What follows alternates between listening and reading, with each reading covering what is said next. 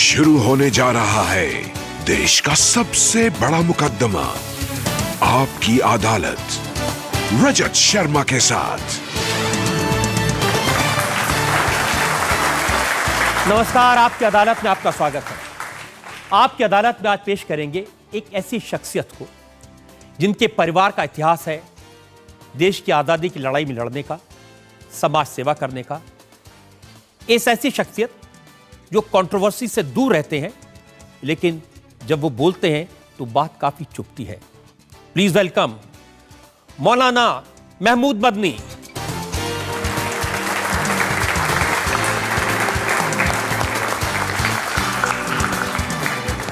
आज के इस मुकदमे में हमारे जज हैं जाने माने पत्रकार डॉक्टर वेद प्रताप वैदिक।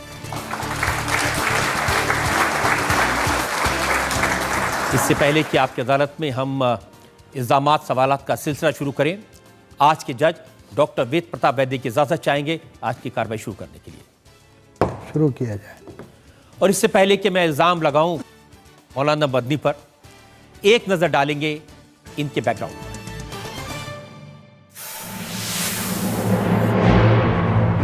मौलाना महमूद मदनी जमीयत उलेमाए हिंद के जनरल सेक्रेटरी हैं, इस्लामिक स्कॉलर हैं और पार्लियामेंट के मेंबर भी रह चुके हैं। मौलाना महमूद मदनी ने अपनी पढ़ाई दारुल उलूम देवबंद से की। इन्होंने सोशल एक्टिविटी का काम जमीयत उलेमाए हिंद के सहारनपुर डिस्ट्रिक्ट से शुरू किया और अब जमीयत के नेशनल लीडर हैं। मौलाना महमूद मदनी ने गुजरात के अर्थक्वेक के वक्त और कश्मीर के अर्थक्वेक के विक्टिम्स के लिए रिलीफ और रिहैबिलिटेशन का जबरदस्त काम किया। बिहार और उड़ीसा में फ्लड रिलीफ का काम किया। मौलाना महमूद मदनी की लीडरशिप में हेल्थ और एजुकेशन की फील्ड में हॉस्पिटल्स, मोबाइल डिस्पेंसरीज, पॉलिटेक्निक्स जैसे कई प्रोजेक्ट चलते हैं। मौलाना महमूद मदनी के दुनिया भर में लाखों फॉलोअर्स हैं। आपकी अदालत में मौलाना महमूद मदनी अपना मुकदमा खुद लड़ेंगे। मुकदमा शुरू करते हैं आपकी अदालत में। पहला इल्जाम मौलाना महमूद मदनी पर। आपकी अदालत में मौलाना महमूद मदनी पर इल्जाम है कि ये भ्रम फैलाते हैं। कैसे कंफ्यूजन फैलाते हैं? योग दिवस 21 जून को पूरी दुनिया में मनाया जाएगा, यूनाइटेड नेशंस का फैसला है। 45 इस्लामिक देश भी हैं जिन्होंने इसको सपोर्ट किया है। उसके बावजूद हिंदुस्तान में मुसलमान भाई बहन वो कंफ्यूज्ड हैं, ये कुछ गलत तो नहीं कर देंगे हम। और मैंने कंफ्यूज किया है। आपने वो कंफ्यूजन दूर करने के लिए कुछ नहीं किया।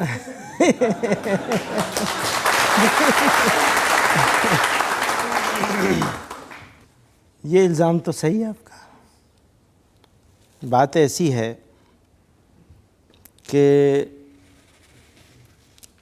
योग अगर इसको एक वर्जिश, ज़िंदगी गुजारने के तरीक़े के तौर पर देखा जाए तो मैं ऐसा समझता हूँ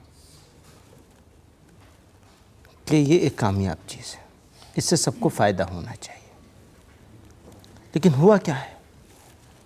हुआ ये है कि इस फ़ायदे की चीज़ को एक ख़ास उसमें रंग में रंगने की कोशिश की। नहीं, मैं आपको बताता हूँ क्या हुआ है। एक ज़माना वो था जब आप स्वामी रामदेव को, जो दुनिया भर में योग गुरु के तौर पर जाने जाते हैं, उनको लेकर के देवबंद गए थे। आज कंफ्यूजन क्या है? इस्लामी तालीम का मरकज़ है मौलाना अबुल कासिम नुमानी साहब कहते हैं कि योग का भगवाकरण करके इसे मजहबी सियासत से जोड़ा जा रहा है। ये गलत है, मुसलमानों को योग नहीं करना चाहिए। पता नहीं वो आपको कहाँ से ये खबर लग गई है, लेकिन इतनी बात ज़रूर है कि कुछ चीज़ें ऐसी हैं जिनको अगर ठीक कर लिया जाए तो इससे सबको फ़ायदा हो सकता है। जैसे कोई ख़ास शब्द कहना योग में ज़रूरी नहीं है, लेकिन उसे ज़रूरी कर दिया गया। जब ज़रूरी कर दिया गया तो फिर एक विशेष समुदाय के लिए उससे बचना ज़रूरी हो गया। आप ख़ास शब्द विशेष समुदाय से गोल गोल क्यों बात कर रहे हैं? मैं आपको सीधा सीधा बताता हूं। कन्फ्यूजन कैसे फैलेगा? आपका इल्ज़ाम दुरुस्त कैसे होगा? अब और कंफ्यूजन क्रिएट कर रहे हैं। नहीं, देखिए, दारुल उलूम वक्फ के उस्ताद हैं मौलाना मुफ्ती आरिफ साहब। उन्होंने कहा कि ये योग की आड़ में सूर्य नमस्कार करवाना, जिसमें सूर्य के मंत्र बोले जाते हैं, ये गैर इस्लामी है। ये तो सभी मानते हैं कि असल में सूरज को देवता मानना, सूरज को खुदा मानना, उसको ईश्वर मानना, ये इस्लाम के जो बेसिक सिद्धांत हैं उसके विरुद्ध है। लेकिन अब तो सरकार ने कहा कि 21 जून को जो योग होगा उसमें सूर्य नमस्कार नहीं होगा। अच्छी बात है, अच्छी बात है अगर सरकार ने ये कहा है। और 21 जून की बात क्यों है, सारी बात कर लेना।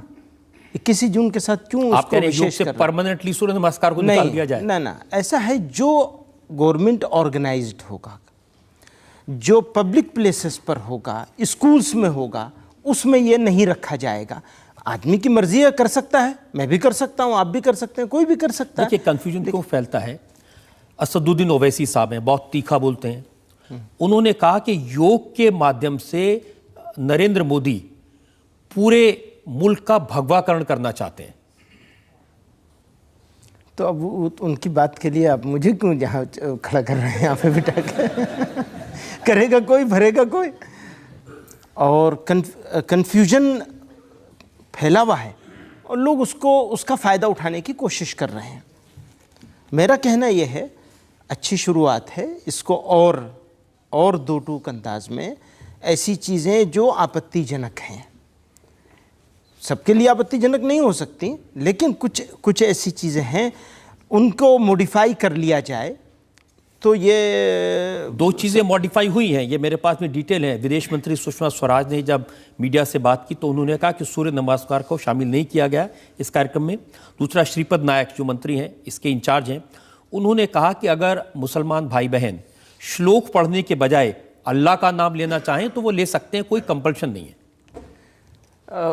ये दोनों चीज़ें जो हैं सराहनीय हैं, इनकी सराहना करनी चाहिए। और मैं ऐसा समझता हूँ कि ऐसा कोई काम जिसको सब मिल करके करें, इससे हमारे देश का एक निर्माण होगा और दूरियां ख़त्म होने का एक ज़रिया बनेगा। कोई भी काम किया जाए, अच्छा, जब ऐसा कोई काम होना है जो अच्छा काम है, जिससे आदमी का खुद का भी फ़ायदा है और एक कलेक्टिव काम करने की स्पिरिट बनेगी, तो उस काम को करने के लिए पूरी ईमानदारी के साथ पॉलिटिक्स से, अच्छा है सर, योग पॉलिटिक्स से ऊपर उठकर लॉन्ग टर्म विजन के साथ देश के फायदे के लिए पूरी दृढ़ता के साथ, विश्वास के साथ इसको अगर आगे ले जाया जाएगा तो मैं समझता हूं कि अभी शुरुआत है, हर साल आएगा ये मौका, आगे में और बढ़ेंगे लोग आगे। लेकिन देखिए, डिमांड की बहुत सारे उलेमाओं ने, इसमें सूर्य नमस्कार नहीं होना चाहिए, सरकार ने उसको हटा लिया। अब शंकराचार्य स्वरूपानंद सरस्वती महाराज वो कहते हैं कि हर मौके पे मुसलमानों को वीटो क्यों दे देते हो, हर बार इनकी बात क्यों मान लेते हो। उन्होंने कहा सूर्य नमस्कार हटा दो, तुमने हटा दिया तो बड़ी गलत बात है। मैंने नहीं देखा कि उन्होंने ऐसा कुछ कहा होगा, लेकिन आप कह रहे हैं तो ज़रूर कहा होगा। ये आप कहें तो मैं सबूत दिखा सकता हूं, मेरे पास में नहीं, मैंने मान लिया। तो ऐसा आप तो बगैर सबूत के खड़े नहीं होते, आप इतना सारा कागज़ है, मेरे पास तो कुछ नहीं है। बात सिर्फ इतनी सी है कि ये मुसलमानों की बात मानने की बात नहीं है। देखिए, देश में जोड़ पैदा करने की बात है, और जोड़ पैदा करने के लिए अगर जैसे ये सूर्य नमस्कार है, इसके बारे में नायक साहब ने ये बात कही कि जो बिगिनर्स हैं वो तो कर ही नहीं सकते इसे। देखिए, उसको वर्जिश के तौर पर मैंने भी बहुत दिन किया है इसे, और ये आसान नहीं है करना सबके लिए। पहले दिन 21 जून से शुरू कर रहे हैं और किसी को खड़ा कर दें, उसकी तो कमर जाएगी, बेचारा फिर अस्पताल में रहेगा 3 महीने। ये तो पहले 3 महीने 4 महीने प्रैक्टिस होगी, उसके बाद जाकर के आदमी इस पोजीशन पे आता है कि वो सूर्य नमस्कार कर सके, उसके जो 10-12 जितने भी वो पोर्शन हैं। तो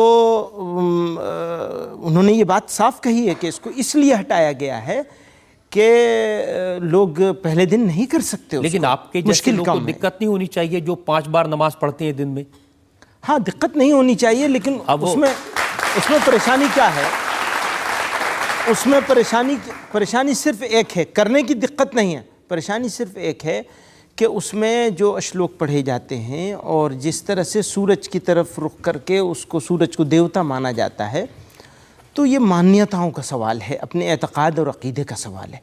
देखिए, हम दो चीज़ों पर कंप्रोमाइज़ नहीं कर सकते, ईमान पर कंप्रोमाइज़ नहीं कर सकते और अपने देश पर कोई कंप्रोमाइज़ नहीं कर सकते, कभी कंप्रोमाइज़ नहीं।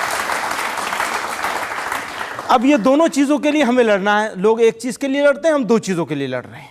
दो चीज़ों के लिए हम अपने जगह पे खड़े हैं और हर कुर्बानी देंगे, ज़रूरत पड़ेगी हर कुर्बानी दिए, आगे भी देंगे।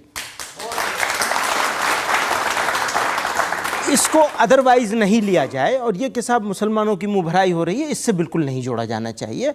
बहुत आदरणीय हैं हमारे स्वरूपानंद सरस्वती जी और मेरे दिल में उनका बड़ा सम्मान है। तो मैं उनको ये समझाना चाहता हूँ आपके माध्यम से और इस प्लेटफॉर्म से, जो बड़ा प्लेटफॉर्म है देश का, कि ये मुसलमानों की मानने की बात नहीं है बल्कि सबको जोड़ने की बात है। अब देखिए, इससे अब राजस्थान सरकार के मिनिस्टर हैं वासुदेव देवनानी, उन्होंने कहा कि चाहे नमाज पढ़ो चाहे सूर्य नमस्कार करो, एक ही बात है।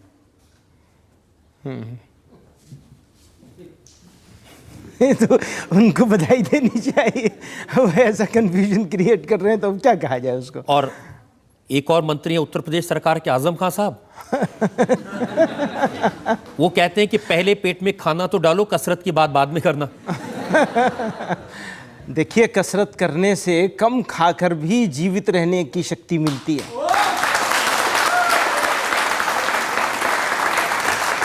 ज्यादा खाना कमाल नहीं है, ज्यादा खाना कमाल नहीं है, कम खा करके बड़े काम करना कमाल है। और हमारे इस्लाम में तो अभी 3 दिन के बाद शुरू हो रहा है।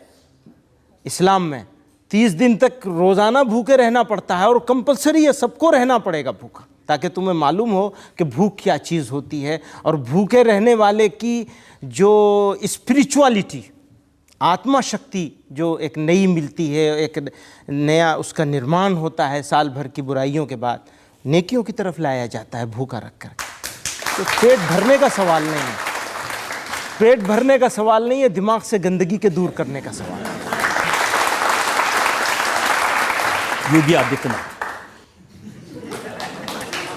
इन्होंने कहा कि जो योग का विरोध करने वाले हैं उनको समुद्र में डूब मरना चाहिए।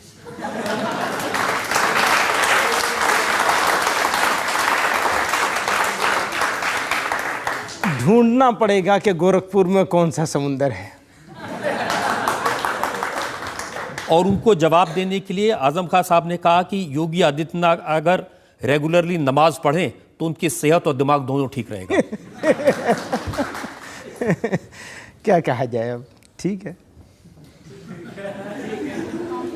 अब मुझे ये फाइनली ये बता दीजिए, ये जो कंफ्यूजन है इसको कैसे दूर करेंगे। 21 जून को देश भर में हमारे जो मुसलमान भाई बहन हैं वो योग करें या नहीं करें। बहुत मुश्किल जगह पे आपने खड़ा किया है, कोशिश करिए थोड़ा। हम, मेरी कोशिश सिर्फ एक है। सही बात है कि मैं इस बात की कोशिश करूँगा कि सरकार और योग की तालीम देने वाले, शिक्षा देने वाले एजुकेशनल इंस्टीट्यूशंस ये फैसला ले लें कि इसको किसी विशेष धर्म से जोड़ना नहीं है, सबके लिए है, मानवता के लिए है, इंसानियत के लिए है और सबके भले के लिए इसको ज़्यादा से ज़्यादा आगे बढ़ाना है। जो जिस उद्देश्य से इसको 21 यानी एक योग डे के तौर पर मनवाया गया, अगर उस उद्देश्य को ईमानदारी के साथ बढ़ाया जाए तो ज़्यादा समय नहीं लगेगा, लोग इसमें शामिल होने लगेंगे। मैं ये उम्मीद करता हूँ कि चीज़ें ठीक हो जाएंगी और सब हो सकता है कि यही सबको जोड़ने का एक सूत्र बन जाए, एक ज़रिया बन जाए। अगर आपने थोड़ा भी कन्फ्यूजन दूर करने में कंट्रीब्यूट किया तो लोग बहुत आपको सलाम करेंगे। मैं लोगों से पूछना चाहता हूँ, अगर इनके मन में कोई शक शुबा है, कोई सवाल पूछना चाहते हैं। जी, आप पूछना चाहते हैं? जी, मैं मदनी साहब से पूछना चाहता हूँ, अगर योग करने से सब लोगों का फ़ायदा होता हो तो इस काम को हमें करना चाहिए, ये सही है? बिल्कुल डिसीजन ठीक है, अगर लोगों को फ़ायदा होता है तो ज़रूर करना ही चाहिए, बिल्कुल, इसमें तो कोई डाउट नहीं है किसी। ये भी एक कसरत ही है, ये भी हो जाए तो सही रहेगा लोगों का। ये आपकी राय है, सेहत मेंटेन। इनको दीजिए। हाँ जी सर, मेरा कहना यह है कि जैसे कि अभी बताया गया ये कोई वीटो पावर नहीं है, अगर ये हमारा फंडामेंटल राइट भी है, अगर वो ऑब्जेक्शनेबल क्लॉज निकाल दिए जाएं तो आप क्या कहना चाहेंगे मुस्लिम ब्रदर्स से कि सबको योग करना चाहिए? देखिए, वही बात मैं बार बार कह रहा हूँ कि जो कुछ ऑब्जेक्शनेबल चीज़ें हैं उनको अगर निकल जाए वो तो करना ही चाहिए सबको। अच्छी चीज़ है ये, सेहत के लिए भी ज़रूरी है, सोच के लिए भी ज़रूरी है। तो आप ये सजेस्ट कर रहे हैं कि योगी आदित्यनाथ और आजम खान दोनों मिलकर साथ साथ योग करें? खाली वही दो आदमी भारत है? भारत तो बहुत बड़ा है। ये तो दो, उनकी अपनी अपनी पॉलिटिक्स है, अपना अपना एजेंडा है लोगों का। तो पॉलिटिक्स वालों से क्या एक होने की बात आप करेंगे? इनको तो जब तक अलग नहीं होंगे और अलग अलग बात नहीं करेंगे तब तक उनका पॉलिटिकल फ़ायदा उनको हासिल नहीं होगा पूरा। आप अभी बात कर रहे थे कि सूर्य नमस्कार का हटा देना चाहिए 21 जून को। क्योंकि इस्लाम कहता है कि खुदा के सामने ही झुकना चाहिए। हम इतना तो कह देते हैं कि खुदा के सामने ही झुकना चाहिए, कुरान ऐसा भी तो कहती है कि हर एक पे खुदा देखना चाहिए। तो हम एक कदम आगे क्यों नहीं बढ़ते? मेरे को गालिब का याद आता है कि मस्जिद में बैठ के पीने दे मुझे शराब, या फिर वो जगह बता जहाँ खुदा नहीं है। तो सूर्य नमस्कार कर लेना चाहिए। असल में थोड़ा आप कन्फ्यूजन हो रहा है आपकी बात से। ऐसा है कि खुदा की बनाई हुई चीज़ें हैं सारी, सूर्य हो, चंद्रमा हो, जितनी चीज़ें हैं, ज़मीन, आसमान, सितारे, सब खुदा ने बनाए हैं। तो हम सबसे फ़ायदा उठाएंगे, लेकिन सर जो अगर झुकाएंगे तो वो खुदा ही के सामने झुकाएंगे और किसी के सामने नहीं झुकाएंगे। सूर्य में भी तो खुदा देखा जा सकता है, नहीं?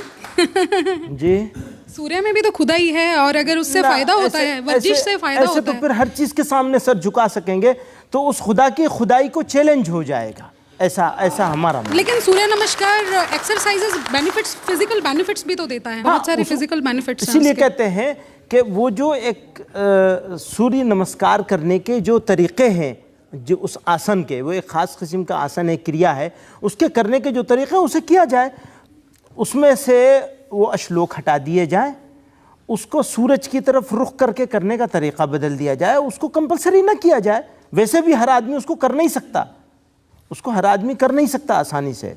जी हाँ, सबसे पहले तो हमें भारतीय होने का गर्व होना चाहिए कि भारत ने जो प्रपोजल संयुक्त राष्ट्र में रखा है उसे अप्रूव हो गया और दुनिया के 177 देशों ने उसका समर्थन किया है।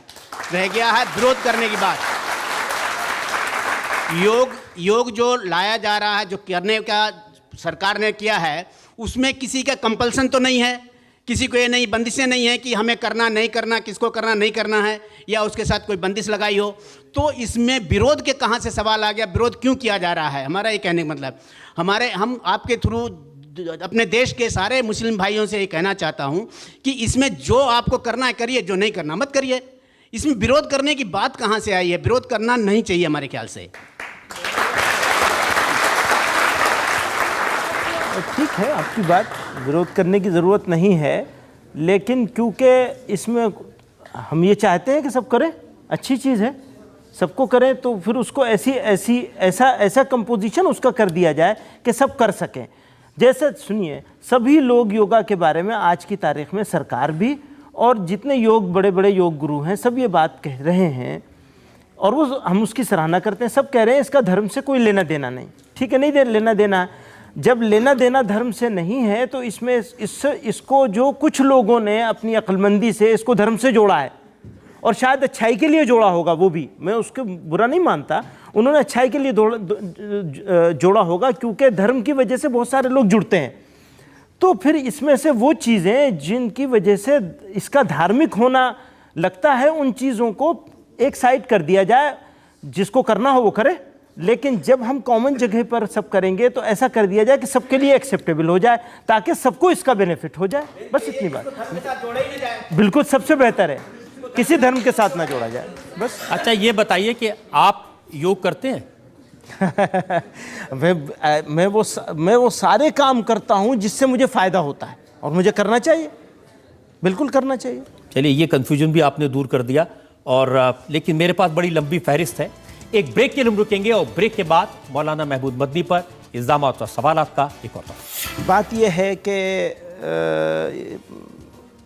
मीडिया है, पॉलिटिक्स है, वो सब लोग ट्विस्ट भी करते हैं चीज़ों को। बात शायद ये है कि नरेंद्र मोदी की तारीफ करना गुनाह है।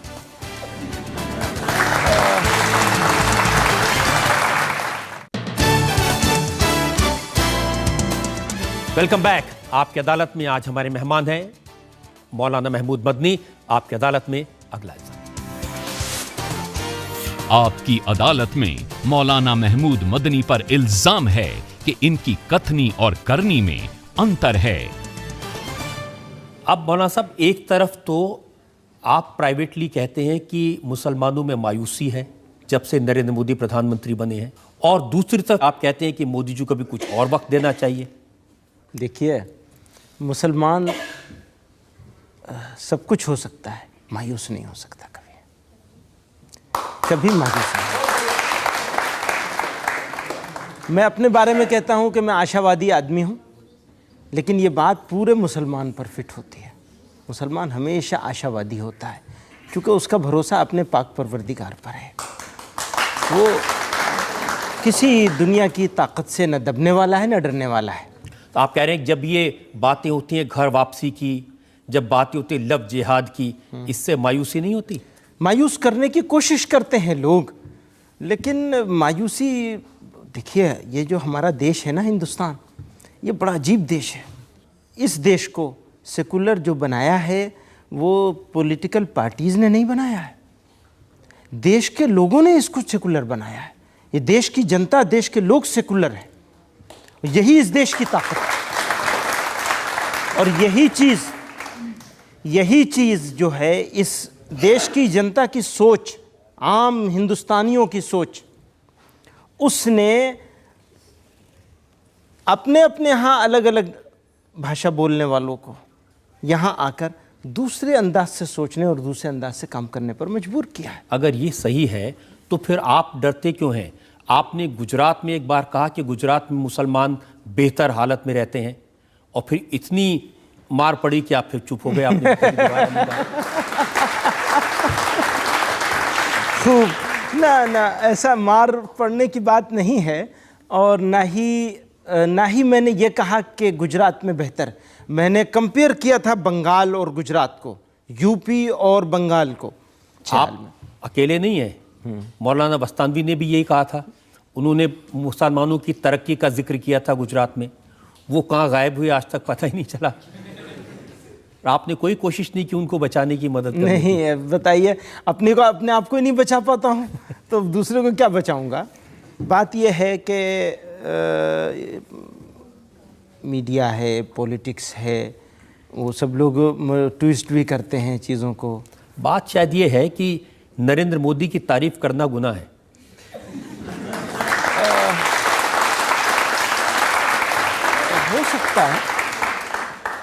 हो सकता है, और लोगों का एक ख़ास रिश्ता है उनके साथ लोगों का एक ख़ास संबंध और रिश्ता है, तो अब उस रिश्ते को लोग निभाना भी चाहते हैं, निभा रहे हैं लोग। देखिए, अभी बहुत सारे उलेमा उन्हें मिले थे और उन्होंने कहा कि आप सबके लिए मेरे दरवाजे खुले हैं, रात को आधी रात भी दस्तक देंगे तो मैं मिलूंगा, आपकी कोई प्रॉब्लम होगी सॉल्व करूंगा। तो आप मिलेंगे? देखिए, ज़रूरत होगी तो ज़रूर मिलेंगे, बिल्कुल मिलेंगे। और अगर 125 करोड़ लोगों के वो प्राइम मिनिस्टर हैं तो उनको दरवाज़ा खुला ही रखना चाहिए और लोगों को ज़रूरत पर मिलना भी चाहिए, और उन्होंने ऐसा कहा है तो इसकी सराहना भी की जानी चाहिए। आप सराहना भी करेंगे, आप दरवाजे खुले रखने को अच्छा भी मानेंगे, लेकिन जाएंगे नहीं? नहीं, मुझे लगता है आपको ऐसा नहीं है। आपको डर लगता है कि कहीं मुसलमान भाई बहन नाराज ना हो जाएं? नहीं, ऐसा नहीं है, ना, ऐसा नहीं है। हमारे यहाँ तो पहले दिन से ये रेजोल्यूशन है कि रेजोल्यूशन पास किया है बाकायदा हमारी तंजीम ने, उसकी जब सबसे बड़ी बॉडी है जिसमें 6000 मेंबर होते हैं, उन्होंने सर्वसम्मति से ये रेजोल्यूशन पास किया है कि ज़रूरत होगी तो ज़रूर मिला जाएगा। जफ़र सरेशवाला ने मुझे किस्सा बताया 2003 का। महेश भट्ट सूरत में गए थे, आपने उन्हें इनवाइट किया था और वहाँ पर उन्होंने बहुत जहर उगला था मोदी जी के बारे में। तो ज़फ़र कह रहे थे कि रात को 12 बजे मौलाना मदनी बैठे थे, महेश भट्ट बैठे थे, मोदी जी का फ़ोन आया और मोदी जी ने कहा कि मैं आपसे बात करने को तैयार हूँ। आपने मुझे जालिम कहा है, लेकिन ये जालिम आपसे बात करने को तैयार है। आप 5 आओ, 500 आओ या 5000 आओ, लेकिन आप गए नहीं।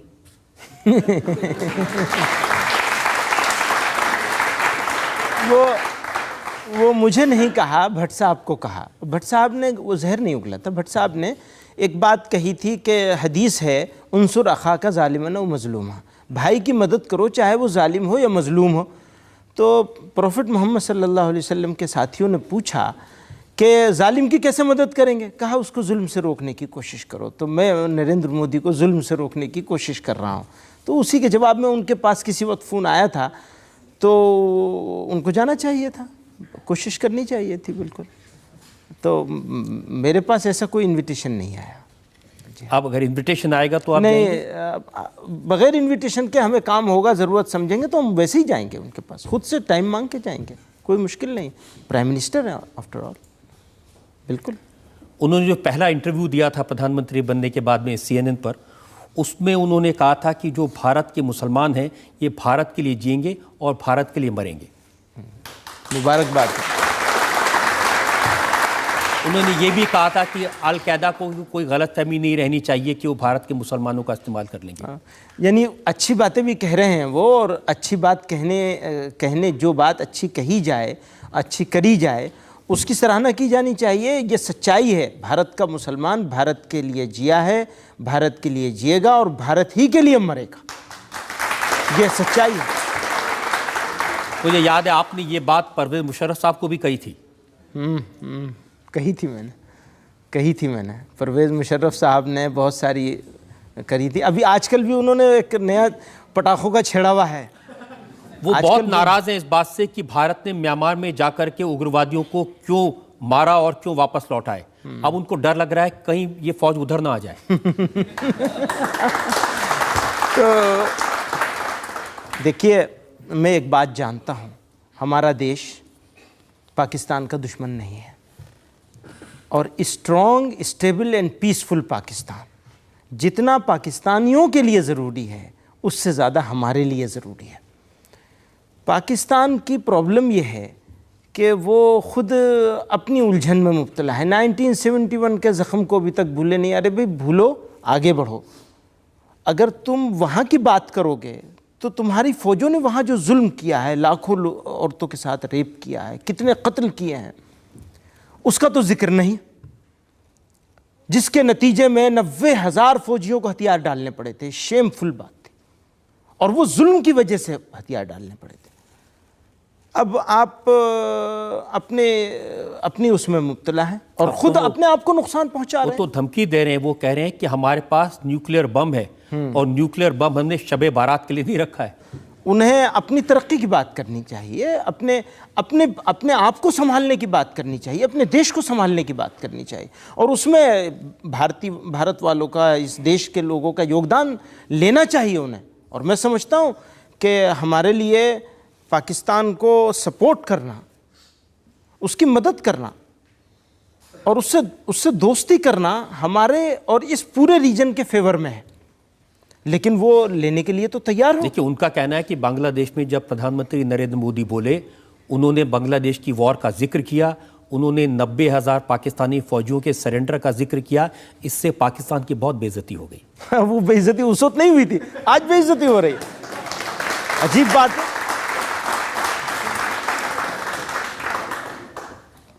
फौज ने, वहां की फौज ने जो जुल्म वहां किए थे, उससे उन्हें शर्मिंदगी नहीं है, उसकी उन्हें शर्मिंदगी होनी चाहिए कि किस तरह से जुल्म किए गए थे निहत्थे लोगों पर, आम जनता पर। उन्होंने कहा कि हमारी फौज भी तैयार है, ये मत समझिए कि हम चूड़ियां पहन के बैठे हैं। हाँ, बात यह है कि फौजें तो तैयार ही रहती हैं, और वो फौजी जनरल हैं तो वो उसी हिसाब से बात करेंगे, फौज के हिसाब से। लेकिन मैं समझता हूँ अमन की ताकत ज़्यादा है, और अमन वाले लोग दोनों मुल्कों में बड़ी अक्सरियत, मेजॉरिटी दोनों मुल्कों में, हमारे इस पूरे रीजन में मेजॉरिटी अमन पसंद लोगों की है। जीत आखिर में अमन की होगी। जंग की बात करने वाले लोग जो हैं कामयाब नहीं होंगे कभी। ज़्यादातर तकलीफ मौलाना साहब उनको इस बात की है कि जो भारत ने म्यांमार में ऑपरेशन किया, उनको ये डर है कि पाकिस्तान में आतंकवादियों को पनाह देते हैं, वहाँ पर टेररिस्ट कैंप हैं, तो कहीं उस तरफ हमारी फ़ौज चली गई तो उनकी मुश्किल हो जाएगी। तो हमारी फ़ौज के बजाय अगर वो खुद ही उसे ठीक कर लें तो ज़्यादा अच्छा होगा, ज़्यादा बेहतर होगा ना। खुद ही ठीक कर लें उसे तो ज़्यादा अच्छा होगा। आपने अच्छी सलाह दी। आप हर बार परवेज़ मुशर्रफ को और पाकिस्तान को कुछ अच्छी सलाह दे देते हैं। नहीं, मैं तो उनसे दोस्ती अपनाइयत की बात करता हूँ। मेरी उनके साथ अपनाइयत है। मेरे पड़ोसी हैं, मेरे देश के पड़ोसी हैं, तो हम तो अच्छा उनकी कामयाबी में ही हम अपनी भलाई समझते हैं। लेकिन कुछ लोग यहाँ भी हैं, उनको भी आप थोड़ी सलाह दीजिए। ये ओवैसी साहब के छोटे भाई हैं, वो कहते हैं कि 15 मिनट के लिए पुलिस हटा लो तो 25 करोड़ मुसलमान 100 करोड़ हिंदुओं को देख लेंगे। ठीक है, वो अपने अपने बोलने का स्टाइल होता है, बोलते हैं। एक उनकी भी याद आती है इलेक्शन के दौरान जिन्होंने कहा था कि नरेंद्र मोदी की बोटी बोटी काट देंगे। ठीक। ऐसे लोगों को कोई सलाह नहीं देता। वो आपसे अच्छी सलाह कौन दे सकता? आप तो उन्हें यहाँ बुला चुके हैं, सारी सलाह दे चुके हैं। बात यह है कि हम तो जोड़ने की बात, हमारा एक ही बात है, एक ही मिशन है, एक ही कोशिश है, किसी तरह जोड़ हो जाए, मुल्क में जोड़ हो जाए, दुनिया में जोड़ हो जाए। वही इस्लाम का असल पैगाम है कि लोगों के दिल को दुखाना नहीं है, लोगों के साथ नरमी से बात करनी है, मिडिल पाथ पे चलना है। ये असल इस्लाम है और हम उससे नहीं हटना चाहते किसी कीमत पर नहीं हटना चाहते। एक और ब्रेक के लिए मुझे रुकना है और ब्रेक के बाद आपकी अदालत में मौलाना महमूद मदनी पर इल्ज़ामात और सवालात का एक और। मीडिया भी एक बहुत बड़ी समस्या है, तो उस समस्या को सुधारना भी आप ही जैसे लोगों का काम है। आपको उन्हें सुधारना पड़ेगा अपनी मीडिया को, नहीं तो ये उनको तो मसाला चाहिए। फतवे से बड़ा मसाला कुछ नहीं है, वो मिल जाता है। तो आप आज ये बता दीजिए, ये बला क्या है, फतवा क्या होता है? फतवा बला नहीं है, मीडिया बला है। आप बता दीजिए कि आखिर आप अपने भाइयों को कैसे सुधारेंगे।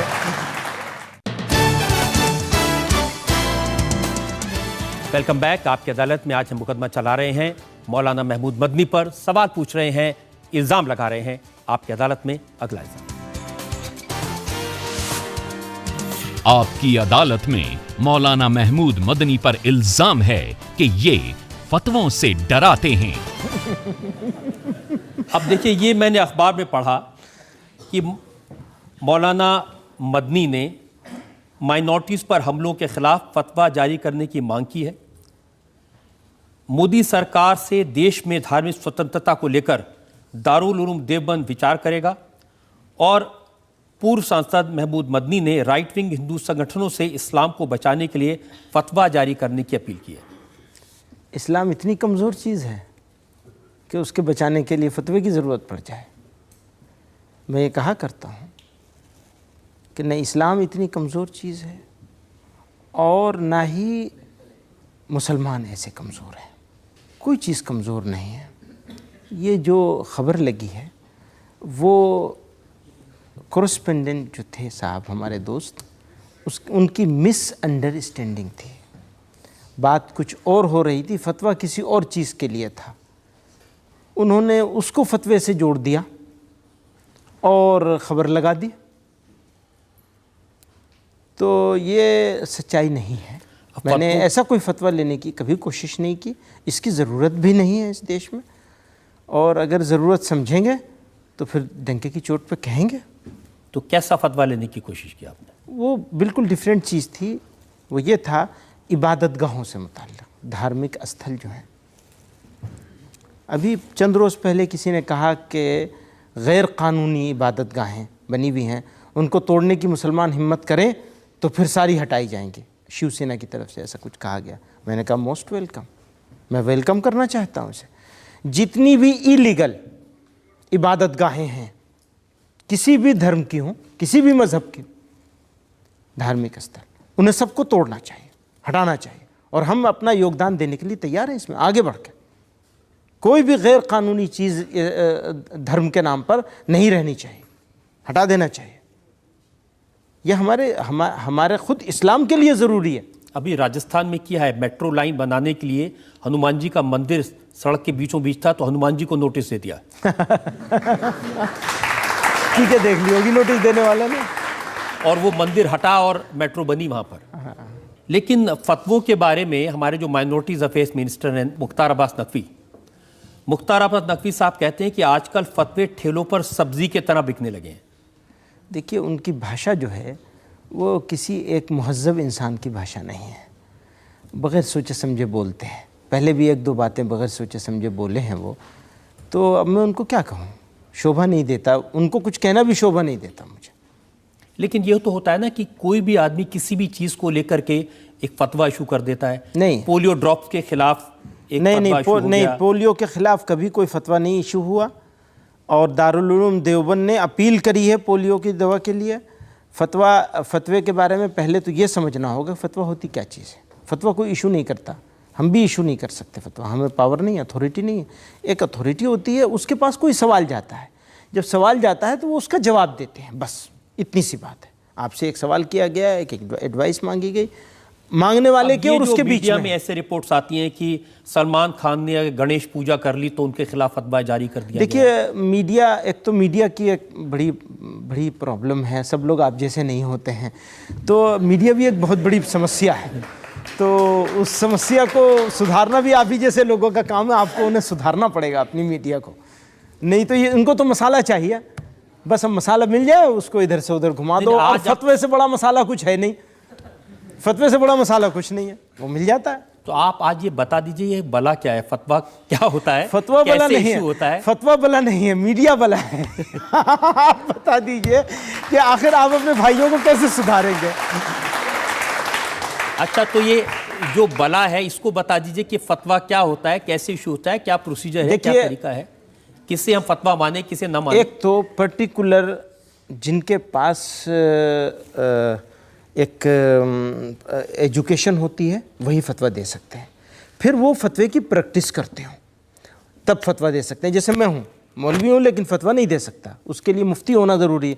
फिर मुफ्ती भी ऐसा जो प्रैक्टिसिंग मुफ्ती हो, और फतवा भी सवाल करने वाले के जवाब में होता है, और वो सवाल और जवाब के बीच में होता है, एक रिलेशन होता है। सवाल जैसा किया गया उसके हिसाब से मुताबिक उसके जवाब दिया जाता है। तो ये सब, एक फतवा जो किसी एक सवाल के जवाब में दिया गया वो सब जगह फिट नहीं होता, उसके लिए फिर दूसरा सवाल होगा, दूसरे सवाल का दूसरा जवाब होगा। तो ये एक मजहबी चीज़ है, और सियासत के मामले में तो फतवा दिया ही नहीं जा सकता है। ये जो सवाल है, इसके बारे में ना लिया जा सकता है ना दिया जा सकता है फतवा। खालिस मजहबी जो रिलीजियस धार्मिक चीज़ें हैं, मैंने नमाज़ पढ़ी 3 के बजाय 4 पढ़ ली, तो बताओ कैसे क्या होगा, कुछ और है, कुछ जो इश्यूज़ हैं, रिलीजियस इश्यूज़ हैं, उसी के बारे में। चलिए, मीडिया के लिए तो आपने बता दिया, लेकिन कुछ लोग ऐसे हैं जिनको हक नहीं है, अथॉरिटी नहीं है, वो भी एक रुख का इशू करते हैं, उसको फतवा कह देते हैं। हाँ, उनको भी कुछ बताइए। हाँ, वो उनकी बात को सुनना नहीं चाहिए और मीडिया को उसे इग्नोर कर देना चाहिए कि तुम क्या हो, जाओ, नहीं सुनेंगे तुम्हारा। चलिए, एक और आपने अच्छा कंफ्यूजन क्लियर किया। एक और ब्रेक के लिए रुकेंगे, और ब्रेक के बाद आपकी अदालत में मौलाना महमूद मदनी पर इल्ज़ाम और सवालात का एक और। कांग्रेस ने जब आपको टिकट दिया तो इसीलिए दिया ना कि आपके पीछे इतने सारे फॉलोअर्स हैं, मुस्लिम समुदाय में बहुत सारे लोग हैं जो आपको मानते हैं, इसलिए भी तो दिया होगा कि मैं सच बोल लेता हूँ कभी कभी, और इसलिए नाराज़ भी हो गए होंगे कि सच बोल लेता हूँ। तो फिर आपने उनका साथ छोड़ के मुलायम सिंह यादव का दामन क्यों पकड़ा, और मुलायम सिंह का दामन छोड़ के अजीत सिंह का दामन क्यों पकड़ा? बात यह है, आज तो आप सारी छुरी तेज करके बैठे हुए हैं। पुराने सारे बदले निकाल लेंगे।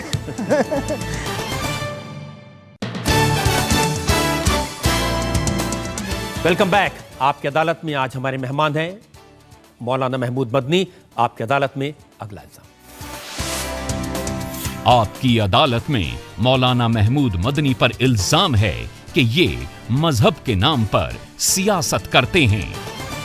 देखिए, एक विरासत है आपकी, आपके दादाजी, आपके फादर, उन्होंने बड़े अच्छे काम किए, और ये जो जमीयत है इसकी पूरी जिम्मेदारी आज आपके पास में है।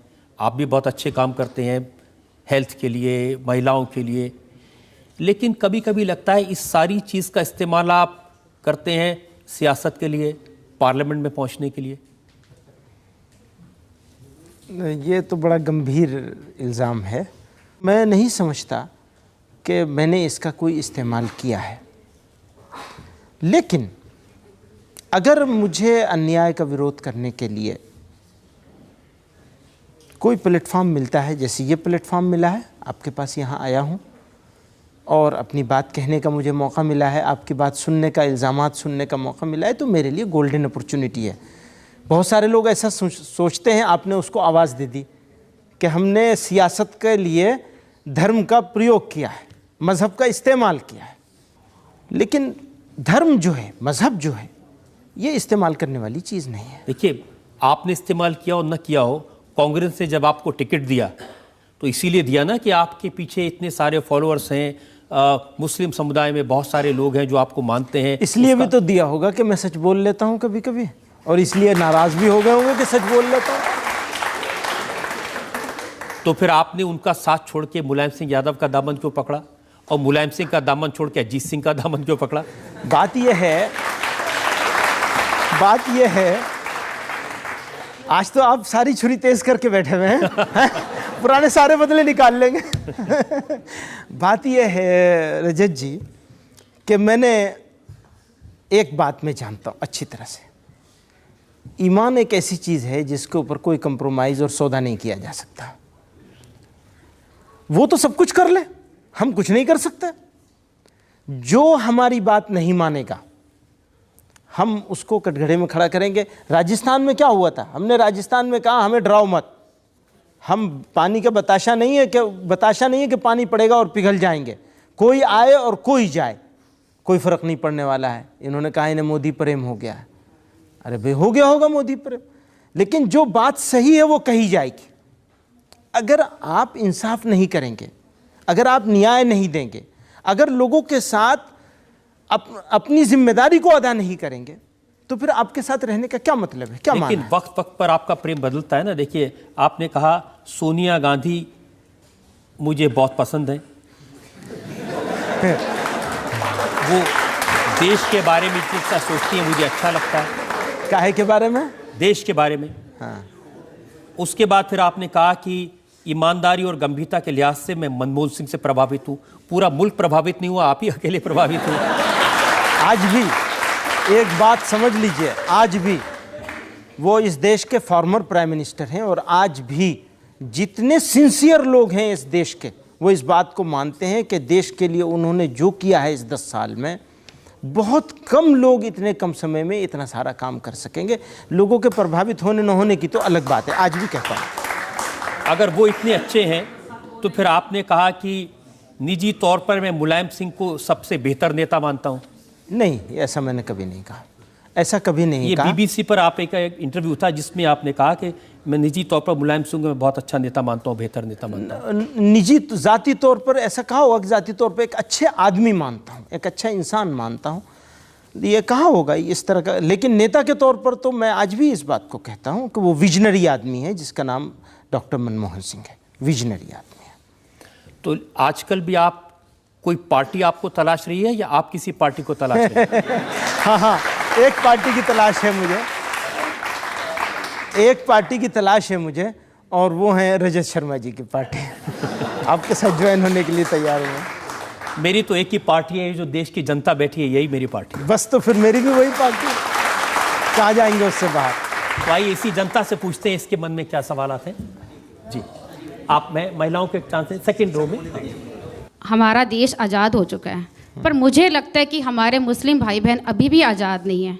आप लोग जो बोलते हैं उनको वही करना पड़ता है। सूर्य नमस्कार नहीं करना तो नहीं करेंगे, उसको वोट देना है तो उसी को देना है। नरेंद्र मोदी अच्छे नहीं हैं तो वो नहीं अच्छे हैं।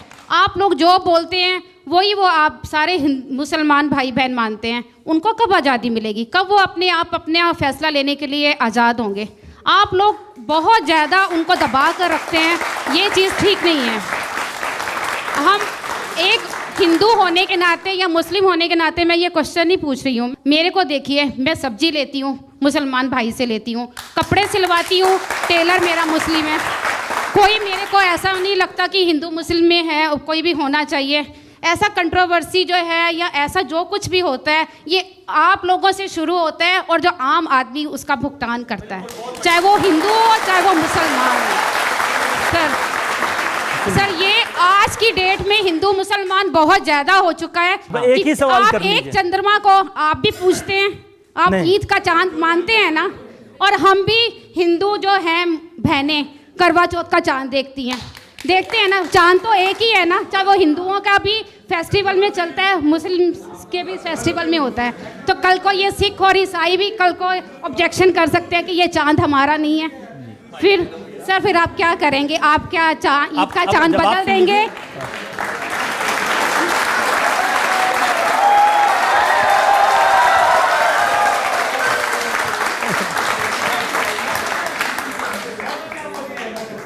देखिए, आपने दो तीन 4 5 6 7 8 9 10 बातें कही हैं, और उसके लिए नहीं, आप बहुत अच्छी टीचर हैं और बहुत अच्छी टीचर हैं, सबक अच्छा पढ़ाया आपने। देखिए, एक बात आपने कही है वो बहुत ही इम्पोर्टेंट है, वो है लोगों का आपस में जुड़ना। ये सारी चीज़ों से ज़्यादा बड़ी चीज़ है। जहाँ तक सवाल है इस बात का कि हम लोगों ने मुसलमानों को ग़ुलाम बना रखा है या दबा रखा है, आज़ादी नहीं मिली, तो हमारे यहाँ तो ये शिकायत है कि मुसलमान आगे चलते हैं और उनके लीडर पीछे चलते हैं। कोई भी आज की तारीख़ में दुनिया ऐसी बदल चुकी है, कोई किसी की बात मानने वाला नहीं है। इस भ्रांति को अपने दिल से निकाल दीजिए। न हिंदू न मुसलमान, कोई किसी की बात ना सुनता है न मानता है, सब अपनी मर्ज़ी की करते हैं। फिर उसके बाद जहाँ तक सवाल है चंद्रमा का, तो मुसलमान न चंद्रमा को, न सूरज को, न किसी चीज़ को न पूछता है, न इबादत करता है, न कर सकता है। वो सिर्फ चांद निकलने पर वो डेट मालूम होती है कि इस डेट आज चांद निकलेगा तो अगले दिन ईद होगी, चांद निकलेगा तो रोज़ा रखेंगे, वरना रोज़ा नहीं रख सकते, अलाउ नहीं है रोज़ा। रोज़े शुरू होने वाले हैं 4 दिन के बाद, लेकिन हमें ये नहीं मालूम कि हम 18 को रोज़ा रखेंगे या 19 को रखेंगे। उनकी बात शायद यही मतलब था उनका नहीं, कहने लेकिन का। उसका मतलब इबादत नहीं है। नहीं, उनका ये क्या इबादत की बात नहीं, उन्होंने उनका जो जिस्ट है वो ये कहना चाहती थी कि मुसलमान चांद को देख करके ईद तय करता है, डेट के हिसाब से। इसी तरह से जो औरतें हैं, महिलाएं हैं, करवा चौथ के दिन चांद को देख करके वो तय करती हैं कि व्रत तोड़ना है। तो ये एक चीज कॉमन है दोनों में। अच्छी बात है, जो कॉमन मिल जाए वो बहुत अच्छी बात है, उसको कॉमन चीज मिल जाए। लेकिन हाँ, ठीक बात है। जी आप देखिए, ये ऐसे बीच में मत बोलिए, उनको अपनी बात कहने ये बड़ा मतलब ये धार्मिक डिबेट होगी। हम सम्मान करते हैं आपके अकीदे का, आपकी मान्यताओं का हम सम्मान करना चाहते हैं। आप हमारे अकीदे का सम्मान करिए, हम आपके अकीदे का सम्मान करें। और एक अनेकता में एकता की जो मिसाल हमारे देश भारत ने पूरी दुनिया को दिखाई है, इसको बाकी रखना है। अगर एकता ही एकता होगी और अनेकता मिट जाएगी तो फिर वो एकता भी बाकी नहीं रहेगी। याद रखिए, बाग जो है अगर सिर्फ गुलाब या गेंदे के फूलों का हो वो खूबसूरत नहीं होता। बाग वो खूबसूरत होता है जिसमें सब तरह के फूल हों, और ये हमारे देश को हासिल है, दुनिया में हमारा ही देश है, इसको बनाना है। हम सब मिल करके अपनी अनेकता के साथ एकता को बनाएं और इस बाग को सजाएं और संवारें, और इसके लिए कुर्बानी देने का दिल में जज्बा रखें और बाकी चीज़ों को पीछे छोड़ दें। जब एक जैसे लोग भी अगर एक जगह रहते हैं, उनमें झगड़े होते नहीं होते। मुसलमानों के बीच में भी लड़ाइयाँ होती हैं आपस में, हिंदुओं के बीच में भी लड़ाइयाँ होती हैं, सिखों के बीच में भी, कहीं ज़मीन का झगड़ा होता है, कहीं खाने पीने का झगड़ा होता है।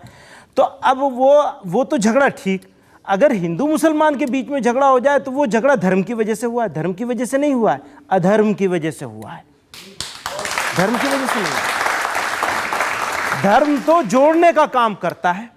इस धर्म का प्रयोग हम देश को मजबूत बनाने के लिए करेंगे। आप अपने हिंदुत्व का प्रयोग कीजिए, देश को जोड़। हिंदू नाम किस चीज का है?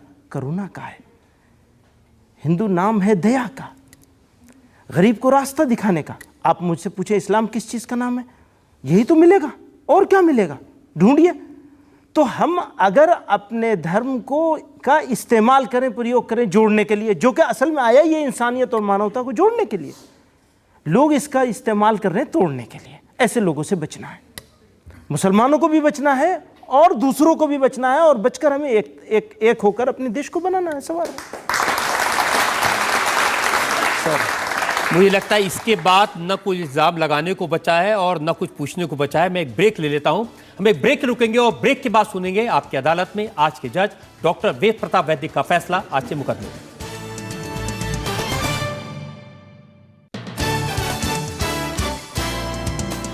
Welcome back. आपकी अदालत में आपने मुकदमा चलाया मौलाना महमूद मदनी पर। हमने उनसे सवाल पूछे योग दिवस के बारे में, हमने उनसे सवाल पूछे मुस्लिम और हिंदू मानसिकता के बारे में, हमने उनसे सवाल पूछे उनके काम और उनकी सियासत के बारे में। अब वक्त है आपकी अदालत में आज के जज डॉक्टर वेद प्रताप वैदिक के फैसले का। आपकी अदालत में आज श्री रजत शर्मा ने अपनी वकालत करते हुए ज़बरदस्त सवाल किए। बड़ी मीठी भाषा में उन्होंने मौलाना महमूद मदनी को चारों तरफ से घेरने की कोशिश की, लेकिन वकील साहब की भाषा से भी और अधिक मधुर भाषा में मौलाना मदनी साहब सारे तर्कों से बच के बाहर निकल गए, साफ साफ बाहर निकल गए। और जिसे उर्दू में कहते हैं हर दिल अज़ीज़, कि उनकी बात सबके गले उतर जाए, ऐसे उन्होंने दलीलें दी हैं। मैं समझता हूँ कि उन्होंने हर सवाल का जवाब इतना अच्छा दिया है कि हम यह कह सकें तो ज़्यादती नहीं होगी कि हमारे मुल्क के मुसलमानों के नेता मौलाना मदनी जैसे लोग हों तो इस मुल्क की सारी समस्याएं हल हो जाएं। उनमें नेतृत्व की क्षमता, बौद्धिकता और तर्कशीलता, इन सब बातों को देखते हुए मैं मजबूर हूँ उनको रिहा करने के लिए और बेगुनाह बताने के लिए। इस उम्मीद के साथ, इस यकीन के साथ कि मौलाना महमूद मदनी इसी तरह से देश को जोड़ने की बातें करते रहेंगे, लोगों की भलाई का काम करते रहेंगे, हिंदू और मुसलमान एकता के लिए काम करेंगे, जोड़ने का काम करेंगे। आज का मुकदमा यही खत्म करते हैं। अगले हफ्ते आपसे मुलाकात होगी एक नई शख्सियत के साथ। तब तक के लिए नमस्कार।